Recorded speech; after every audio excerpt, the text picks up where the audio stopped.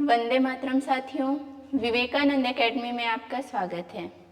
आज हम यहाँ पर हिंदी व्याकरण की एक कक्षा लेकर आए हैं, जिसके अंतर्गत सबसे बेसिक चीज हिंदी का, जिसको हम वर्णमाला कहते हैं, उसके बारे में पढ़ेंगे।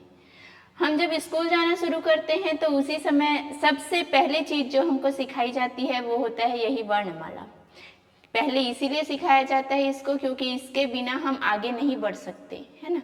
हिंदी व्याकरण या हिंदी पढ़ने के लिए या कोई सा भी विषय पढ़ने के लिए सबसे पहली सीढ़ी अगर कोई चीज है तो वो है वर्णमाला। इंग्लिश के लिए हमको इंग्लिश का अल्फाबेट पढ़ना पड़ता है, वैसे ही हिंदी और उसके अलावा अन्य सभी विषयों के लिए हमें हिंदी की वर्णमाला को सबसे पहले समझना जरूरी है। ये हमारी पहली सीढ़ी है, पहला आधार है, जिसके द्वारा ही हम अगले पड़ाव को पार कर सकते हैं। तो चलिए आज हम इसी को पढ़ना शुरू करते हैं, वर्णमाला के बारे में।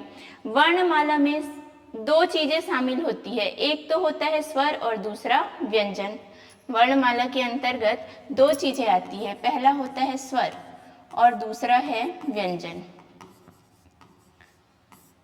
स्वर में हम देखते हैं कौन कौन से, कितनी संख्या है स्वर की, कितनी व्यंजनों की संख्या है। इसमें संयुक्त व्यंजन भी शामिल होते हैं, संयुक्त स्वर शामिल होते हैं, साथ में अयोग वाह जिन्हें कहा जाता है वो भी इसके अंतर्गत आते हैं। स्वर की संख्या, हम जब वर्णमाला को हमने जब पढ़ा है पहले, तो हम अ से लेकर आहा तक को स्वर की श्रेणी में रखते हैं, लेकिन अ से लेकर आहा तक हमारा स्वर नहीं होता है, सिर्फ अ तक स्वर होता है। देखते हैं इसमें कौन कौन से स्वर है। पहला तो है अ, आ, ई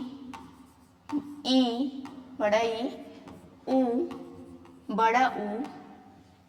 इसके बाद आता है आपका री, री के बाद आएगा ए ओ तथा औ। ये 11 वर्ण हैं जिनको हम स्वर की श्रेणी में रखते हैं, तो स्वर की संख्या हो जाती है 11। अम और आहा को स्वर नहीं कहा जाता है, अम और आहा को कहा जाता है अयोग वाह, अयोग वाह कहा जाता है अम और आहा, अम और आहा। इसमें भी हम अम को अनुस्वार कहते हैं, अम को कहा जाता है अनुस्वार, तथा ये जो है दो बिंदु लगा हुआ होता है इसको हम कहते हैं विसर्ग। तो स्वर की संख्या 13 नहीं है, अम और आहा को अगर मिला दिया जाए तो 13 हो जाता है, पर एक्चुअल में जो स्वर की संख्या है वो होती है 11। और उसी प्रकार से व्यंजनों की संख्या होती है 33। टोटल जो व्यंजन होते हैं, व्यंजनों की संख्या है 33। आप क से लेकर लिखना शुरू करोगे तो हम पढ़ते तो ज्ञ तक का है, लेकिन ह तक ही हमारा आता है व्यंजन की श्रेणी में, क से लेकर ह तक। उसके बाद है ना, देखो क ख ग घ अंग च छ ज झ इया, है ना, ट ठ ड ढ न, प फ ब भ म, है ना, त थ द ध न, य र ल व श श श ह। उसके बाद आता है छ त्र ज्ञ और श्र। इन चारों को हम संयुक्त व्यंजन कहते हैं। व्यंजन तो है वो, लेकिन वो संयुक्त व्यंजन की श्रेणी में आते हैं। कौन कौन से हैं संयुक्त व्यंजन? ह तक आपका आ जाएगा व्यंजन के अंतर्गत। इसके बाद संयुक्त व्यंजन, संयुक्त व्यंजन, संयुक्त व्यंजन के रूप में हम देखते हैं क्ष, त्र, ज्ञ और श्र को। ये 4 है संयुक्त व्यंजन। तो अगर हम टोटल करते हैं तो 11 आपके स्वर, 33 व्यंजन और 4 आपके संयुक्त व्यंजन होते हैं, है ना। टोटल वर्णमाला में वर्णों की संख्या होती है 52। कि हम जब पूरा स्वर और व्यंजन को पढ़ लेंगे तो अलग अलग आधार पर व्यंजन वर्णों की संख्या कितनी कितनी है, सबसे अंतिम में इसके विषय पर चर्चा करेंगे। अभी हम आज की क्लास में चर्चा करेंगे स्वरों के ऊपर। स्वर क्या होता है, उनका वर्गीकरण कितने प्रकार से किया गया है, कितने भाग में उसे बांटा गया है। तो आज का मुख्य हमारा टॉपिक रहेगा स्वरों का वर्गीकरण। अभी स्वर और व्यंजन में अंतर क्या होता है ये भी समझना जरूरी है कि स्वर किसे कहा जाता है और व्यंजन किसे कहा जाता है। स्वर ऐसे वर्ण होते हैं, है ना, स्वर ऐसे वर्ण होते हैं जिनके उच्चारण में, है ना। जब हम स्वर का उच्चारण करेंगे तो उनके उच्चारण करने में हमको किसी अन्य वर्णों की सहायता लेनी नहीं पड़ती है। जैसे हमने कहा अ के लिए हमने सिर्फ अ वर्ण ही उच्चारित किया है, लेकिन जब मैं कहूंगी क कहा अगर मैंने, है ना, आप इसको बोल कर देख सकते हैं। जैसे आप बोलोगे तब आपको ज्यादा अच्छे से समझ में आएगा। आप अगर क वर्ण का उच्चारण करोगे तो क के लास्ट में आपका आ जाता है अ, क के साथ जुड़ा होता है अ, तब ये बनता है हमारा व्यंजन। ये है व्यंजन। मतलब व्यंजन का जब हम उच्चारण करेंगे तो हमको उस वर्ण के अलावा स्वरों की सहायता लेनी पड़ती है। लेकिन जब हम स्वर का उच्चारण करते हैं तो उसके उच्चारण में किसी भी अन्य वर्णों की सहायता हमको नहीं लेनी पड़ती है। इसीलिए हम कह सकते हैं कि स्वर जो होते हैं वो स्वतंत्र होते हैं, है ना। स्वर क्या होते हैं? स्वतंत्र होते हैं। लेकिन व्यंजन जो होते हैं वो परतंत्र होते हैं, आश्रित होते हैं। किस पर आश्रित होते हैं? तो स्वरों पर आश्रित होते हैं। हम थोड़ा सा लिख लेते हैं इसके बारे में। स्वर क्या है? तो ऐसे वर्ण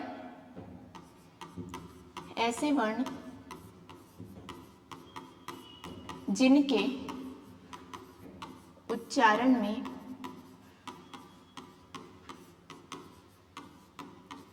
किसी अन्य वर्ण की सहायता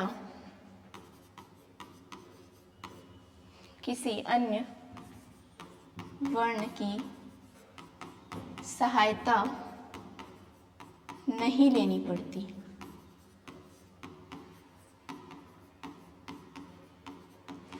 और जब किसी का हेल्प नहीं लेना पड़ता, इसका मतलब हम किसी पर डिपेंडेंट नहीं है, हम होते हैं स्वतंत्र। तो स्वरों को क्या बोला गया है? स्वतंत्र। ये स्वतंत्र होते हैं। लेकिन हम यहीं पर अगर बात करें व्यंजनों की, तो व्यंजन के बारे में हम देखते हैं। व्यंजन, है ना, ऐसे वर्ण होते हैं व्यंजन जिनके इनके उच्चारण में अन्य वर्ण की सहायता लेनी पड़ती है। अन्य वर्ण की सहायता लेनी पड़ती है। और वो अन्य वर्ण कौन होगा? तो वो अन्य वर्ण होता है स्वर। अन्य वर्णों के रूप में किसको देखा गया है? स्वर को। बिना स्वर के सहायता के हम व्यंजनों का उच्चारण नहीं कर सकते।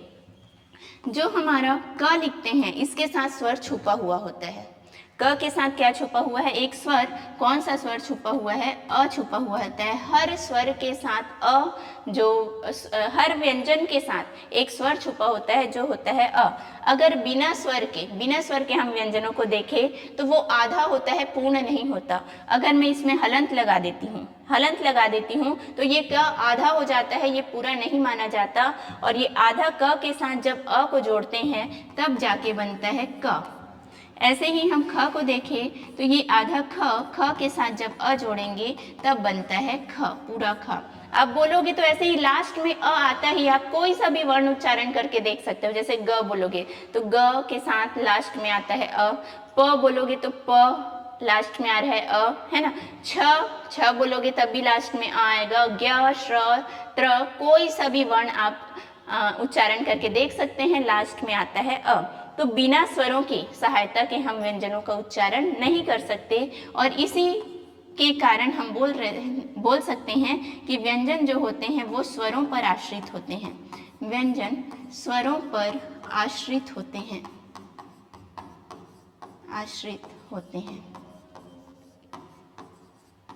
ठीक है। अब हम देखते हैं आगे। ये तो हो गया स्वर और व्यंजन में अंतर। अब स्वरों का जो है 11 जो स्वर है उसको अलग अलग प्रकार से विभाजित किया गया है, अलग अलग भागों में विभाजित किया गया है, अलग अलग आधार पर। सबसे पहला आधार, हम किसी भी चीज को दो भागों में बांटते हैं तो उनकी उत्पत्ति, उनके उद्भव के आधार पर बांटते हैं कि वो कैसे उत्पन्न हुए हैं, कैसे बने हुए हैं। तो स्वरों के वर्गीकरण में सबसे पहला आधार हम देखते हैं स्वरों का वर्गीकरण। इसमें पहला आधार होता है उत्पत्ति के आधार पर। उत्पत्ति के आधार पर कि कौन से वर्ण की उत्पत्ति कैसे हुई है, इसी आधार पर हम उत्पत्ति के आधार पर बात करें तो स्वरों को दो भागों में बांटा गया है। एक होता है मूल स्वर और दूसरा होता है संधि स्वर। पहले नंबर पे आएगा मूल स्वर और दूसरा जो इसका प्रकार है वो होता है संधि स्वर। संधि स्वर, संधि का अर्थ होता है मिलना, मेल मिलाप, है ना। तो दो स्वरों के योग से जो स्वर बना रहेगा उसे हम संधि स्वर कहते हैं, ठीक है। और जो मूल रूप में है, अपने मूल स्वरूप में जो है, जैसे उत्पत्ति हुई है उसी रूप में है, तो उसको हम मूल स्वर के रूप में जानते हैं। मूल स्वर जैसे कि हमारे 11 स्वर है, उसमें से सबसे पहले आता है छोटा अ। छोटा अ हमारा मूल स्वर के अंतर्गत आता है। फिर आता है छोटा ई, छोटा ऊ और री, है ना। ये चारों के चारों मूल स्वर के अंतर्गत आते हैं। तो इस प्रकार से मूल स्वरों की संख्या हो जाती है 4। अब टोटल तो स्वर है 11, 11 में से 4 हो गए मूल स्वर, तो संधि स्वर कितने बचे हमारे? 7 ऐसे स्वर है जिसको हम संधि स्वर या फिर इन्हें ही संयुक्त स्वर भी कहा जाता है। इसी में से संयुक्त स्वर भी आएगा। चलिए पहले तो संधि स्वर को लिख लेते हैं, फिर संयुक्त स्वर पर चर्चा करेंगे। संधि स्वर कौन कौन से हैं, तो इनके अलावा जो बचा हुआ है, कौन कौन से बचे, तो पहला बचा बड़ा आ, फिर आएगा बड़ा ई, बड़ा ऊ, री यहाँ पर आ गया है, फिर हमारा आएगा ए, ओ तथा अ। ये 7 है ना, 1 2 3 4 5 6 7 की संख्या में हमारे हैं संधि स्वर, संधि स्वर। इसी में से 4 ऐसे स्वर है जिनको हम संयुक्त स्वर कहते हैं। इसी में से 4 ऐसे स्वर है जिनको संयुक्त स्वर कहा जाता है। देखेंगे ये आपके 7 हो गए संधि स्वर, जिसमें से बड़ा आ, बड़ा ई और बड़ा ऊ, ये तीनों ये दीर्घ मूल स्वर कहलाते हैं। दीर्घ मूल स्वर, या आप इसको दीर्घ स्वर भी कह सकते हैं। दीर्घ मूल स्वर कहो या फिर इसे हम दीर्घ स्वर भी कह सकते हैं, दीर्घ स्वर। बाकी के जो 4 बचे हैं इनको कहा जाता है संयुक्त स्वर, संयुक्त स्वर। अभी इसका कारण मैं बताती हूँ कि क्यों मूल स्वर कहा जाता है, क्यों दीर्घ स्वर कहा जाता है। इनके पीछे का कारण है। देखिए जो मूल स्वर हैं इन्हें हम एक मात्रिक स्वर भी कहते हैं। अगर हम मात्रा के आधार पर बात करें कि किसमें कितनी मात्राएं होती है, तो हम इन्हें ही मूल स्वर को कह सकते हैं एक मात्रिक स्वर, एक मात्रिक स्वर। संख्या आपकी 4 ही रहेगी, अ, ई, ऊ और री, इन्हें ही एक मात्रिक स्वर कहा जाता है। किसके आधार पर बात करें, अगर मात्रा के आधार पर विभाजन करें तो मात्रा के आधार पर इन्हें ही, मूल स्वर को ही एक मात्रिक स्वर कहा जाता है। इन्हें ही लघु स्वर भी कहा जाता है, लघु स्वर। लघु मतलब होता है छोटा, है ना, लघु मीन्स होता है छोटा। वहीं पे दीर्घ मीन्स होता है बड़ा, दीर्घ का मतलब बड़ा। तो दीर्घ स्वर कौन से हैं, बड़ा आ, बड़ा ई और बड़ा ऊ। जैसे हमने इन्हें एक मात्रिक स्वर कहा, वैसे ही आपके जो संधि स्वर है, संधि स्वर को हम द्विमात्रिक स्वर के नाम से भी जानते हैं। संधि स्वर को क्या, मात्रा के आधार पर इनका क्या नाम दिया जाएगा, द्विमात्रिक स्वर कहा जाएगा, द्विमात्रिक स्वर। तो ये हमने पहला आधार देखा, किसके आधार पर, उत्पत्ति के आधार पर, है ना। अब देखिए आपके मूल स्वर है 4, कैसे दीर्घ स्वर बने और कैसे संयुक्त स्वर बने, इस पर हम थोड़ा सा चर्चा कर लेते हैं, फिर आगे के वर्गीकरण की ओर चलेंगे।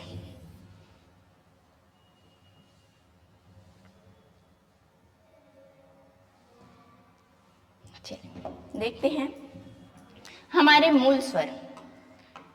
मूल स्वर में हमने देखा, यहाँ से कर देते हैं, अ, छोटा ई, छोटा ऊ और री, ये है 4 मूल स्वर, है ना। अब इन्हीं मूल स्वरों से बनेंगे दीर्घ स्वर या फिर संधि स्वर। इन्हीं मूल स्वरों के मेल से, है ना, संधि का मतलब क्या हुआ, मिलने से या मेल से जो बनते हैं उनको संधि स्वर कहा जाता है। तो इनके मिलने से जो स्वर बनेंगे उनको हम संधि स्वर कहेंगे। जैसे कि मैंने छोटा अ और छोटा अ को जोड़ दिया, छोटा अ और छोटा अ को जोड़ा, तो यहाँ पर दोनों मिलकर बना लेते हैं बड़ा आ। बड़ा आ 2 छोटे स्वरों से मिलने से बना है, 2 मूल स्वरों के मिलने से बना है, 2 एक मात्रिक स्वरों के मिलने से बना है, इसीलिए हम इन्हें द्विमात्रिक स्वर कहते हैं, है ना। एक मात्रा ये, दूसरा मात्रा ये, दोनों के मिलने से जो बना वो क्या कहलाएगा? द्विमात्रिक कहलाएगा। ये एक छोटा, दोनों छोटा मिलकर क्या बना लिए? बड़े स्वर का निर्माण किए, इसलिए इसको दीर्घ स्वर भी कहा जाता है। इसी प्रकार से हम अगर छोटा ई और छोटा ई को मिलाए तो बन जाता है बड़ा ई, बड़ा ई बन जाता है। छोटा ऊ और छोटा ऊ को मिलाए तो बन जाएगा बड़ा ऊ। तो ये तीनों हमारे बड़ा आ, बड़ा ई और बड़ा ऊ, इसको हम क्या कहते हैं? दीर्घ स्वर, दीर्घ स्वर। एक चीज और आपको याद रखना है यहाँ पर, जो लघु स्वर होते हैं इनके उच्चारण में कम समय लगता है ना। जो लघु स्वर है इनके उच्चारण में कम समय लगेगा, लेकिन जो दीर्घ स्वर है उनके उच्चारण में अधिक समय लगता है। क्यों अधिक समय लगेगा?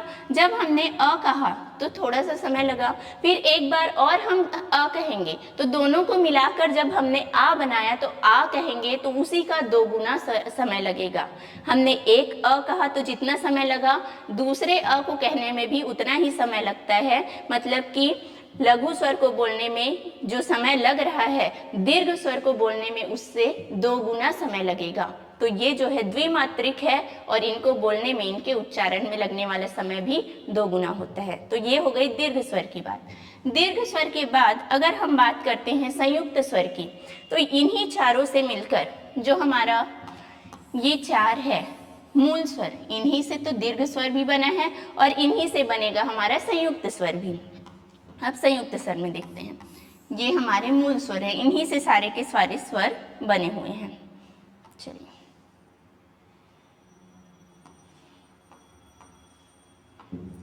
यहां से हम बात करते हैं, ले लेते हैं पहला वाला वर्ण जो कि है अ। पहले हमने लिया अ को, अ के साथ हमने मिलाया, उसके बाद जो वर्ण आ रहा है ई, मूल स्वर में आ रहा है ई। अ और ई को जब हमने मिलाया, अ भी एक लघु स्वर है और ई भी एक लघु स्वर है, 2 लघु स्वर को हम मिलाएंगे तो एक दीर्घ स्वर बनेगा और वो दीर्घ स्वर होगा ए। लेकिन 2 अलग अलग वर्णों के मेल से बन रहा है ये, है ना। तो इसको हम दीर्घ स्वर ना करके क्या बोल सकते हैं? संयुक्त स्वर कह सकते हैं। संयुक्त, इसमें तो एक समान था तो इसको सजाती स्वर भी हम कह सकते हैं, पर यहाँ पर अलग अलग विजातीय स्वरों के मिलने से जो बना है इसको हम संयुक्त स्वर कहेंगे। इसी तरीके से अगर मैं इस अ के साथ ए को मिला देती हूँ, अ के साथ मैंने ए का योग कराया तो यही बन जाएगा ए। ये क्या बन जाएगा? ए बन जाएगा।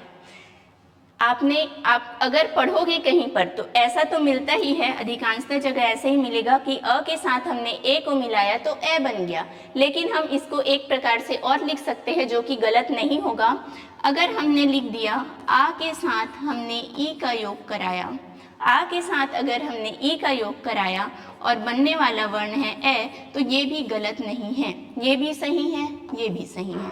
कारण देख लेंगे आप, जैसे हम यहाँ पर रीजन के साथ बताऊंगी मैं कि ये दोनों ही सही क्यों हैं। पहले हमने देखा कि अ के साथ ए के जोड़ने से क्या बना? ए बना। अ के साथ छोटा ए जब मिलेगा तो ए बनेगा, लेकिन इसी को हम इस तरीके से क्यों लिख पा रहे हैं? देखो आ जो है वो कैसे बनेगा? 2, एक अ और एक अ, दोनों ने मिलकर क्या बना लिया? आ बनाया। ई कैसे बना है? ई के जगह पे तो हम ई ही लिखेंगे, यहाँ पर क्या लिखेंगे? ई। अगर मैं इसको तोड़कर लिखूं तो अ प्लस अ धन ई बन जाएगा। बन क्या रहा है? ए। अ और ई मिलकर ए बनाते हैं, ये दोनों मिलकर क्या बनाएंगे? थोड़ा सा यहाँ पर ध्यान से समझेंगे इस चीज को। मैंने कहा कि अ के साथ ए का योग कराने से ए बनता है, लेकिन अगर मैं इसको इस तरीके से लिखूं कि आ के साथ जब मैंने ई को जोड़ा तो ए ही बनेगा, तो ये भी सही है। क्यों? इसका लॉजिक देखिए। आ का निर्माण कैसे हुआ? 2 छोटे अ मिले, देखो अ और अ मिलेगा तो बनता है आ। तो मैंने इस आ को इस तरीके से लिख दिया और ई को मैंने वैसे का वैसा लिख दिया, बराबर क्या है? ए है। अब अगर मैं इसको ऐसे लिखूं, एक अ को मैंने अलग कर लिया अ और ई, देखिए अ प्लस ई मिलकर क्या बना रहे हैं? ए बना रहे हैं, बराबर क्या बनेगा? ए। जैसे हम गणित में क्वेश्चन सॉल्व करते हैं ना, a plus B is equal to जो भी है आपका दिया रहता है ना। तो इस तरीके से हम प्रूफ करना होता है। तो मैंने यहाँ पे प्रूफ करके दिखाया है आपको। मैथ्स की तरह ही हिंदी भी आपका लॉजिक से ही चलता है, कोई इसमें रटने वाला चीज़ नहीं, हर चीज़ में लॉजिक होता है। देखिए आ और ई मिलकर भी ए बना रहे हैं, क्यों? क्योंकि लॉजिक हमको यहीं पर लेके आ गया। फिर से देखो अ प्लस ए बराबर ए, यही चीज़ फिर से रिपीट हो गया। तो हम दोनों तरीके से इस चीज़ को लिख सकते हैं। ये भी आपका राइट है और ऊपर वाला भी सही है।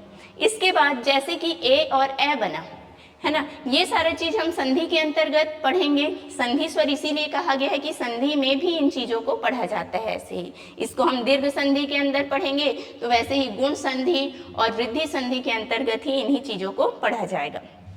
ये ए और ए बन गए। इसके बाद ओ और औ कैसे बनेगा? ओ और औ का निर्माण हम देखते हैं। ओ तथा औ, मैंने अगर इस अ के साथ मैंने ई का तो योग करा लिया, इसके साथ जोड़ लिया। अब अ के साथ मैं जोड़ देती हूँ ऊ को। अ के साथ जब मैं ऊ का योग कराऊंगी तो बनने वाला वर्ण होता है ओ। वैसे ही जब मैं अ के साथ ओ का योग कराऊंगी, अ के साथ ओ जुड़ेगा तो बनता है बड़ा अ। तो ये दोनों भी आपके क्या स्वर है? संयुक्त स्वर है। अलग अलग वर्ण अलग अलग स्वरों के मिलने से ये बन रहा है, तो इन्हें क्या कहा जाएगा? संयुक्त स्वर कहा जाता है। तो इसको भी हम एक तरीके से और कैसे लिख सकते हैं? जैसे हमने ए के लिए दो चीजें लिखी, अ प्लस ए बराबर ए, आ प्लस ई बराबर ए, तो इसके लिए भी हम लिख सकते हैं बड़ा आ प्लस ऊ। बड़ा आ प्लस ऊ बराबर, ये भी क्या बनाएगा? अ ही बनाएगा। ये भी सही है, ये भी सही है। मैंने एक बार पूरे एक्सप्लेन करके बता दिया है ए वाले को। सेम चीज वही है। यहाँ पर भी आ कैसे बनेगा? अ प्लस अ से बन गया आ, फिर है यहाँ पर ऊ है बराबर, यहाँ पे अ ही आएगा अ। अब अगर मैंने इस अ को अलग रख दिया, अ प्लस ऊ बराबर बन जाएगा ओ, और ओ के साथ मैं जब ओ के साथ अ का योग कराऊंगी तो बन जाएगा औ। तो ये इसका लॉजिक हो गया। तो ये पहला है, उत्पत्ति के आधार पर दो प्रकारों में हमने बांटा, मूल स्वर और संधि स्वर। इसके बाद अगला आधार हम देखते हैं। अगले आधार में हम देखते हैं कि अगर हम अपने होंठ की आकृति के आधार पर बात करें, हमारा होंठ जब हम उच्चारण करते हैं किसी भी वर्ण को, तो होंठ अलग अलग प्रकार की आकृति बनाता है। तो होंठ में दो प्रकार की आकृति देखने को मिलेगी आपको। एक, अब जब स्वरों का उच्चारण करोगे तो होंठ की आकृति गोलाकार हो जाती है, वृत्ताकार हो जाती है। तो ऐसे वर्ण जिनका उच्चारण करते समय, है ना। दूसरा जो आधार है वो, उसका वर्गीकरण का आधार है ओष्ठ की आकृति। ओष्ठ की आकृति, ओष्ठ की आकृति के आधार पर भी हम दो भागों में बांटेंगे। पहला हो जाता है वृत्तमुखी, वृत्तमुखी, या फिर इसको हम वृत्ताकार भी कह सकते हैं, वृत्ताकार स्वर। और दूसरा हो जाता है अवृत्तमुखी, अवृत्तमुखी या फिर अवृत्ताकार, अवृत्ताकार। अब ऐसे स्वर है ना, ये नाम से ही समझ में आ गया कि वृत्त मतलब क्या होता है? गोला। ऐसे स्वर जिनका जब हम उच्चारण करें तो हमारा होंठ जो है वो गोल आकृति ग्रहण कर ले, गोल आकृति ग्रहण कर ले, तो उसको हम कहते हैं वृत्ताकार या वृत्तमुखी स्वर, है ना। वृत्ताकार या फिर क्या कहा जाएगा? वृत्तमुखी स्वर। हम अगर ऊ कहे, ऊ, तो आपका होंठ, आप देखोगे, आप एक काम करिएगा, लोग हंसे तो हंसे, हंसने दो, लेकिन समझने के लिए 2 मिनट के लिए आप चले जाइएगा मिरर के सामने, दर्पण के सामने, और बोल के देखिएगा कि आपकी होंठ की आकृति किस प्रकार से बन रही है ना। तो आप जब ऊ का उच्चारण करोगे तो होंठ आपका गोलाकार ले लेगा। ऊ बोलोगे बड़ा ऊ, तब भी वो गोलाकार ले लेगा आकृति। इसके अलावा ओ और औ का जब उच्चारण करोगे तो आपकी होंठ की आकृति गोलाकार हो जाती है। तो 4 वर्ण है गोलाकार, जिसमें होंठ की आकृति गोलाकार हो जाती है। एक तो है ऊ, फिर है ऊ, फिर आएगा ओ तथा औ। ये 4 वर्ण कौन से वर्ण है? वृत्तमुखी। वृत्तमुखी के अंतर्गत आएंगे 4 वर्ण। फिर हम बात करते हैं अवृत्तमुखी की या अवृत्ताकार की। तो यहाँ पर 4 इसमें आ गए, मतलब 7 संख्या इसकी है। कौन कौन से बचे? चलिए देखते हैं। पहला बचा अ, आ, छोटा ई, बड़ा ई, फिर ऊ और ऊ इसमें आ गया है, इसमें आएगा री, री के बाद ए। तो ये हो गए 7 आपके ऐसे स्वर जो अवृत्ताकार या अवृत्तमुखी कहलाते हैं।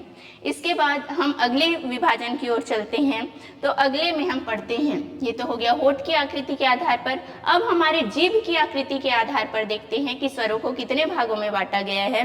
तो जीभ की जो क्रियाशीलता है, हमारे जीभ का कौन सा भाग क्रियाशील होता है ना, जीभ का कौन सा भाग क्रियाशील है, उसके आधार पर हमने बांटा है इसको 3 प्रकार में। जीभ की क्रियाशीलता,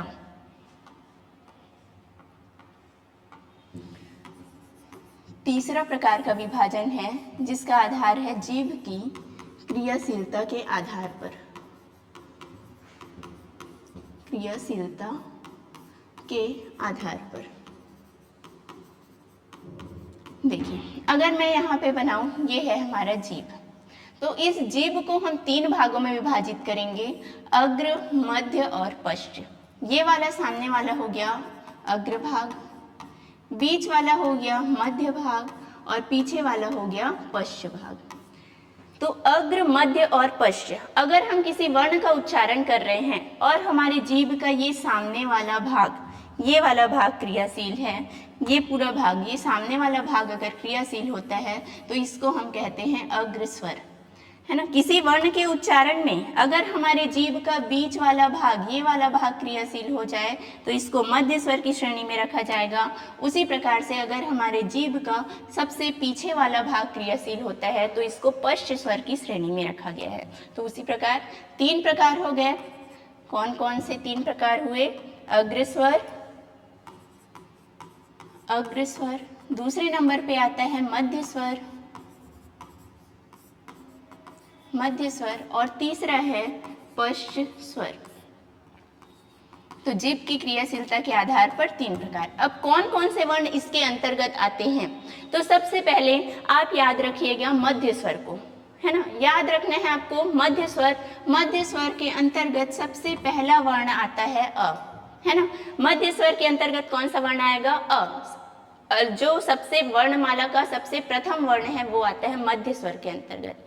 फिर पश्च स्वर के लिए आपको याद रखना है 3 को याद रखना। क्या याद रखना है आपको? 3। आप 3 इस तरीके से लिखते हैं। अब इस 3 का उपयोग करके आप कौन कौन से स्वर का निर्माण कर सकते हैं, चलिए देखते हैं। अ को छोड़ देना है यहाँ पर क्योंकि वो मध्य स्वर के अंतर्गत आ रहा है। हमको पश्च स्वर की बात करनी है, तो पश्च स्वर में अ को छोड़कर इस 3 की संख्या से हम कौन कौन से स्वर बना सकते हैं? तो पहला स्वर तो आ जाएगा आ के बाद ई बनेगा क्या? 3 से नहीं बनेगा। बड़ा ई, वो भी नहीं बनेगा। फिर आता है ऊ बन जाएगा इस 3 से, इसमें 3 छुपा हुआ है ना। ऊ के बाद आएगा बड़ा ऊ। फिर आता है री बनेगा क्या? नहीं बन पाएगा। री के बाद ए भी नहीं बन सकता 3 से, ए भी नहीं बन सकता। अब बचे 2 वर्ण ओ और अ। ये चारों के चारों स्वर किसके अंतर्गत आ गए? आपके पश्च स्वर के अंतर्गत आ गए। अब बचा हमारा अग्र स्वर, तो कुछ भी सोचने की, दिमाग लगाने की जरूरत नहीं है यहाँ पर। इसके अलावा जितने स्वर बचे वो आ जाएंगे आपके किसके अंतर्गत? अग्र स्वर के अंतर्गत आ जाएंगे, है ना। पश्च स्वर हो गए 5, मध्य स्वर हो गया 1, 6 हो गए। 6 के अलावा कौन कौन सा बच गया? हमारा बचा ई, बड़ा ई, ऊ हो गया। फिर बचा ए और एक वर्ण बचा है री। तो ये हो गया 6 और 5 11। तो 11 स्वर को हमने 3 भागों में विभाजित कर दिया।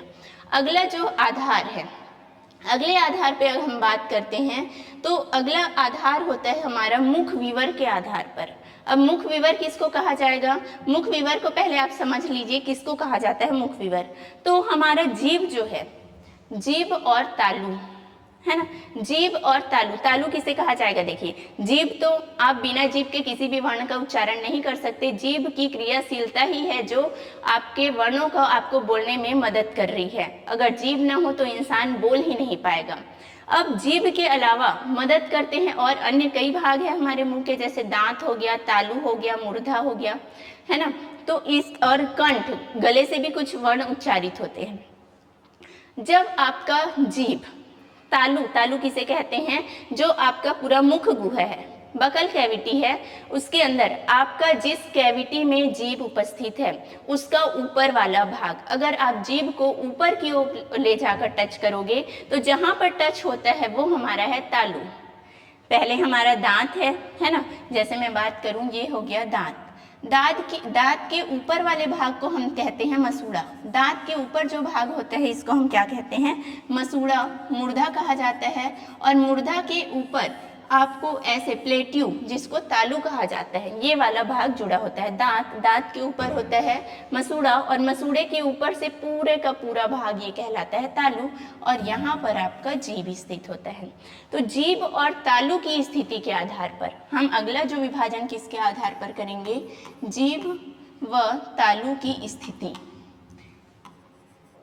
जीभ व तालु की स्थिति के आधार पर,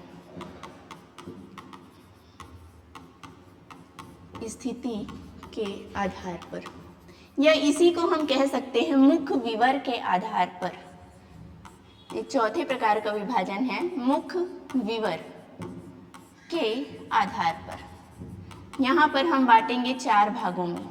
कितने भागों में बांट दिया जाएगा, मुख विवर के आधार पर 4 भागों में विभाजित किया जाएगा, जिसके अंतर्गत आता है, आप पहले संवृत्त और विवृत्त को अगर समझेंगे तो अर्धविवृत्त और अर्ध संवृत्त ऐसे ही समझ में आ जाएंगे आपको। पहला विभाजन, पहले आप याद रखेंगे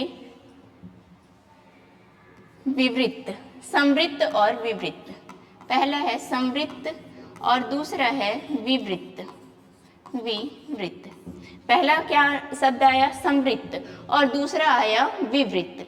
संवृत्त और विवृत्त का अर्थ है ना, संवृत्त का मतलब होता है बंद, संवृत्त का अर्थ होता है बंद, और विवृत्त का अर्थ होता है खुला। संवृत्त का अर्थ होगा बंद और विवृत्त का क्या अर्थ होता है, खुला। जब आप किसी वर्ण का उच्चारण करोगे तो जीभ अगर सामने के भाग या पीछे के भाग को टच करे और पूरा का पूरा आपका बंद हो जाए, जैसे ये है जीभ और ये हमारा तालु, दोनों ने एक दूसरे को टच कर लिया, ये वाला भाग, सामने वाला भाग पूरा का पूरा पैक हो गया, बंद हो गया। तो बंद होने पर जो वर्ण उच्चारित होते हैं उसको हम संवृत्त कहते हैं। अगर इसी के जगह आपका ये वाला, ये हो गया तालु और ये आपका जीभ है, ये जीभ, तो जीभ और तालु का पीछे वाला हिस्सा, ये अग्र वाला भाग था तालु का और ये तालु का है पीछे वाला हिस्सा, पश्च वाला। तो इसने क्या कर लिया, पूरे पीछे के हिस्से को बंद कर दिया, तो उसको कहा जाएगा, सामने का भाग खुल गया, पीछे बंद, सामने खुला, उसको कहेंगे विवृत्त। और अगर सामने बंद है पीछे खुला है, सामने बंद है पीछे खुला है, तो इसको कहा जाता है, बंद सामने दिखना चाहिए, खुला भी सामने दिखना चाहिए। तो ये वाली जो स्थिति है, अग्रभाग बंद है तो ये हो जाता है संवृत्त, ये हो जाता है संवृत्त, और पीछे वाला भाग बंद है, सामने वाला पूरा खुला है, तो इसको कहते हैं विवृत्त। अब इसी के आधार पर जब पूरा खुल गया सामने वाला भाग तो हमने कहा विवृत्त, लेकिन थोड़ा खुलेगा तो उसी को अर्ध विवृत्त कहा जाएगा। थोड़ा सा खुला तो उसी को क्या कहा जाएगा, अर्ध विवृत्त। और वैसे ही जब सामने वाला भाग पूरा का पूरा बंद था, पीछे वाला भाग खुला था, तो इसको हमने संवृत्त नाम दिया, लेकिन ये पूरा ना खुलकर कम खुला रहेगा तो इसी को कहा जाएगा अर्ध संवृत्त, अर्ध संवृत्त। तो पहले तो आपको इन चारों का अर्थ समझ लेना है ना। अर्थ समझने के बाद ही आपको याद करना है कि इसके अंतर्गत कौन कौन से वर्ण हैं जो आते हैं, है ना। पहला क्या है, पहले याद करेंगे संवृत्त। संवृत्त का मतलब होता है सामने का भाग, ये तालु है और ये जीभ है। इस जीभ और तालु दोनों ने एक दूसरे को पूरी तरीके से टच कर लिया है और सामने हमारे मुंह का सामने से क्या है, बंद है। विवृत्त हमने उसको कहा जो सामने खुला है और पीछे की ओर बंद है। जब ये दोनों आधा आधा रहेगा तो वही अर्ध संवृत्त और अर्ध विवृत्त कहा जाएगा, जिसमें पूरा खुला हो। सबसे पहले इसमें भी हम लाइन से नहीं याद करेंगे, जैसा हमको इजी लगे वैसे ही पढ़ेंगे इसको। विवृत्त का मतलब है खुला। अब आप अ से लेकर अ तक के वर्णों को जब बोलोगे, अ आ ई ऐसे करके पूरा कहाँ तक, अ तक, तो आपको वर्ण सब दूसरे नंबर का वर्ण जो कि है आ में आपका मुंह सबसे ज्यादा खुलता है। आप बोल के देख सकते हैं आ, आ बोलेंगे तो पूरा का पूरा आपका मुंह खुल जाता है। तो जिसमें पूरा का पूरा आपका मुंह खुल रहा है वो कौन सा वर्ण है? आ। तो विवृत के अंतर्गत एक वर्ण आता है जो कि है आ, है ना। अब ऐसा वर्ण जिसमें आपका मुंह आधा खुले में आता है। अ बोलोगे तो थोड़ा कम खुलेगा, ए बोलोगे तो कम खुलेगा, ओ बोलोगे तो कम खुलेगा, है ना। आपका देखिए, सबसे पहले आपने याद किया किसको? विवृत को। विवृत के अंतर्गत आ गया कौन सा? आ। चलिए पहले संवृत्त को पढ़ लेते हैं। जैसे हमने समझा, विवृत को पहले समझा, फिर संवृत्त को। तो संवृत्त में कौन कौन सा आएगा? ई, ऊ और री। कौन कौन से वर्ण आए इसके अंतर्गत? ई, बड़ा ई, ऊ और अगला है ओ, री आएगा, री आ जाएगा इसके बाद। ये है आपके संवृत्त। ई, ऊ और री, ये किसके अंतर्गत आएंगे? संवृत्त, जिसमें आपका मुंह बहुत ही कम खुलेगा नहीं। आप बोल के देखेंगे ई, ऊ एकदम हल्का सा खुला रहेगा, पूरा का पूरा पैक होगा तब तो आवाज ही नहीं निकलेगा, क्योंकि हवा निकलने के लिए भी आपको जगह की जरूरत होती है। तो सबसे कम मुंह किसमें खुलता है? संवृत्त वर्ण को बोलने में ई, ऊ और री। इसके बाद अर्ध संवृत्त को देखेंगे। अर्ध संवृत्त के अंतर्गत आता है ए और ओ, ए ओ बीच वाला भाग है जिसमें आधा खुला आधा बंद। ये दो ऐसे हैं, है ना, अर्ध संवृत्त और अर्ध विवृत्त। दोनों में ही आपको दोनों हिस्सा आधा खुला आधा बंद मिलेगा। आधा खुला आधा बंद, आधा खुला और आधा बंद वाले को क्या कहा जाएगा? अर्ध संवृत्त और अर्ध विवृत्त। लेकिन जिसमें थोड़ा सा खुलने की अपेक्षा बंद ज्यादा हो उसको अर्ध संवृत्त, और जिसमें खुला थोड़ा ज्यादा हो बंद कम हो उसको अर्ध विवृत्त कहा जाएगा। और अर्ध विवृत्त के अंतर्गत हमारा आएगा पहला, सबसे पहला वर्ण अ बचा है, फिर बचा है ओ, और इसके बाद ओ नहीं ए, अ के बाद आएगा ए और उसके बाद आएगा ओ। ये चीजें हैं। तो हमने क्या क्या देख लिया यहाँ पर? एक बार मैं इसको यहाँ पर फिर से बता देती हूँ, क्योंकि इसमें बहुत ज़्यादा कन्फ्यूज़न होता है। हमारा ऊपर का भाग है तालु, नीचे वाला भाग है जीभ। ये क्या कहा हमने? तालु, और ये वाला है जीभ। इनकी स्थिति, कौन सी स्थिति संवृत्त कहलाएगी, कौन सी स्थिति विवृत्त? ये एक स्थिति है जिसमें जीभ ने तालु के सामने वाले भाग को टच किया है और आपका सामने का भाग कैसा है? बंद है। दूसरी स्थिति ये बनेगी कि ये है तालु और ये है जीभ। जीभ ने आपके पीछे वाले हिस्से को पैक कर दिया है, जीभ ने पीछे वाले हिस्से को पैक कर दिया तो सामने वाला हिस्सा खुला है। ये है खुली स्थिति, इसमें सामने का भाग खुला है। तो बंद जिसमें रहेगा उसको हमने कहा संवृत्त, जिसमें खुला रहेगा सामने का भाग उसको कहा विवृत्त। सबसे ज्यादा मुंह खुलता है आपका आवर्ण बोलने पर। और इन दोनों की बीच की स्थिति जिसमें आधा खुला आधा बंद, दोनों तरफ से आधा खुला आधा बंद है, वही होगा अर्ध संवृत्त और अर्ध विवृत्त। लेकिन जब हम संवृत्त की बात करेंगे तो बंद चीज है, बंद मतलब बंद ज्यादा रहेगा और खुला कम, तो अर्ध संवृत्त। अर्ध विवृत्त में खुला ज्यादा और बंद कम, तो अर्ध विवृत्त कहा जाएगा। ठीक है, आ तो आप भूलेंगे ही नहीं। डॉक्टर के पास आप जाते हो, उसको पूरा मुंह देखना है आपका, तो बोलते हैं आ करो, आ, क्योंकि पूरा का पूरा मुंह आपका खुल जाता है और वो डॉक्टर आसानी से चेक कर सकते हैं आपके मुंह को। तो आ है विवृत्त। फिर जिसमें आधा खुला आधा बंद रहता है, थोड़ा इससे कम खुले, वो है अ, ए और ओ, अ, ए और ओ।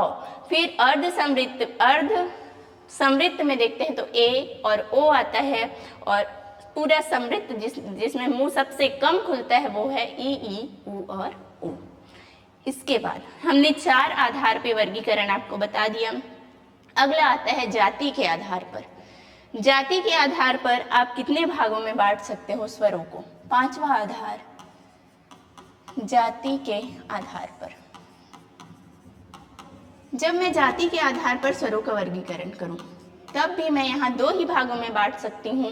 पहला होता है सजाति, जो एक ही जाति के हो उन्हें कहा जाता है सजातीय स्वर, और दूसरे नंबर पे आता है विजातीय स्वर। विजाति, सजाति और विजाति, है ना। आप अपनी जाति के आधार पर भी इस चीज को समझ सकते हैं, है ना। जैसे साहू, पटेल, देवांगन, लोहार, बहुत सारे समाज के लोग रहते हैं जो जाति लिखते हैं, अपना उपजाति लिखते हैं। तो अगर एक ही जाति के, है ना, बहुत सारे एक ही जाति के सदस्य इकट्ठा है तो आप क्या बोलोगे, हम सभी सजाति हैं। लेकिन अगर उनमें से कोई एक भी दूसरी जाति का शामिल हो गया, मान लो 10 लोग साहू है, उसमें से एक आ गया पटेल, उसमें शामिल हो गया, तो आप फिर हम सजाति हैं नहीं बोल सकते। वहाँ पे एक अलग जाति का आ गया है दूसरी जाति का, तो वो हो जाएगा विजाति।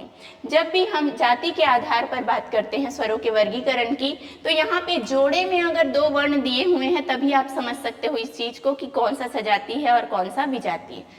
कभी भी सिंगल वर्ण देखकर आपको नहीं पूछ सकता कि सजाति है या विजाति। जैसे कि यहाँ सजाति लिखा हुआ है, मैंने अ के साथ लिखा आ को, अ के साथ लिख दिया आ को, तो ये सजातीय वर्ण है। अ के साथ किसको लिखा, आ को, तो ये सजातीय वर्ण हो गया। इसी प्रकार से ये दोनों सजाती हैं। ई के साथ मैंने बड़ा ई लिख दिया तो ये भी सजाती हो जाएगा, और ऊ के साथ मैंने लिखा बड़ा ऊ, तो ये भी आपका सजाती हो जाएगा। मतलब जिनका उच्चारण स्थान सेम होता है उसको हम कहते हैं सजाती स्वर। उच्चारण स्थान जिनका समान होता है, हम वर्णमाला में जब व्यंजन भी पढ़ लेंगे उसके बाद इन सभी का उच्चारण स्थान पढ़ेंगे कि कौन से वर्ण का उच्चारण कहाँ पर से होता है। अभी हम सिर्फ विभाजन पर, इनके वर्गीकरण पर बात कर रहे हैं। तो ये तीनों जो है वो सजातीय स्वर के अंतर्गत आते हैं। इसी प्रकार अगर मैंने लिख दिया अ के साथ ई को, अ के साथ लिख दिया ई को, ई के साथ मैंने लिख दिया ऊ को, है ना, तो ये सजातीय नहीं है, ये क्या हो जाते हैं, विजाति कहलाएंगे। ये कहलाएंगे विजातीय स्वर, विजाति। तो सजातीय और विजाति के लिए आपको कभी भी सिंगल वर्ण नहीं दिया जाएगा, आपको क्या दिया जाएगा, जोड़े में, पेयर में ही आपको देकर पूछा जाएगा कि सजाती है और या विजाति। जैसे आपको 4 ऑप्शन दिए गए, आ, ई, ऊ और बड़ा ऊ। इसके साथ उन्होंने लिख दिया, ऊ के साथ लिख दिया औ को, ऊ के साथ लिख दिया औ को, और पूछा जाएगा कि इन चारों में से कौन सा विजाति है। तो आपको स्पष्ट दिखाई दे रहा है कि ऊ के साथ जो औ है वही विजाति है, बाकी सारे तीनों तो क्या है, सजाती। तो ये आएंगे सजाति के अंतर्गत। उसके अलावा हम अगर किसी भी वर्ण को, औ के साथ मैंने लिख दिया अ को, अ और अ ई का जोड़ा बना दिया तो ये भी विजाति हो जाएगा। ए के साथ मैंने ऊ लिख दिया तो ये भी विजाति हो जाएगा। सजाति में आपको 3 ही याद रखने हैं, बाकी किसी के साथ भी अगर आपने जोड़ा बना दिया, इसका पेयर बना दिया तो विजाति हो जाता है। तो आज की कक्षा में हमने स्वरों का वर्गीकरण पढ़ लिया। स्वरों के वर्गीकरण 4-5 आधार पे हमने पढ़ा। आज की कक्षा यहीं तक रखते हैं। अगर आपको आज की क्लास अच्छी लगी हो तो लाइक, शेयर एंड सब्सक्राइब जरूर कीजिएगा। धन्यवाद।